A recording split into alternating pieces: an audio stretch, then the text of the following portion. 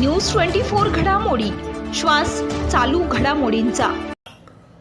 महाराष्ट्रातले काही पक्ष जनसन्मान यात्रेचं आयोजन करतायत, ऐकून फार आनंद झाला।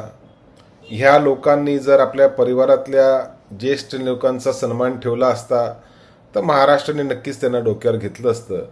परंतु निवडणुकीच्या तोंडावर जनसन्मान यात्रा काढणे आणि घरातल्या ज्येष्ठांचा अवमान करणे अशी वृत्ती ह्या लोकांची आहे।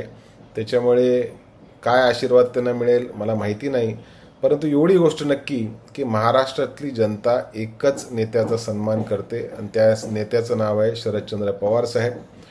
पवार साहेबांचा पक्ष ऑक्टोबर महिन्याच्या निवडणुकीनंतर सत्तेमध्ये येणार।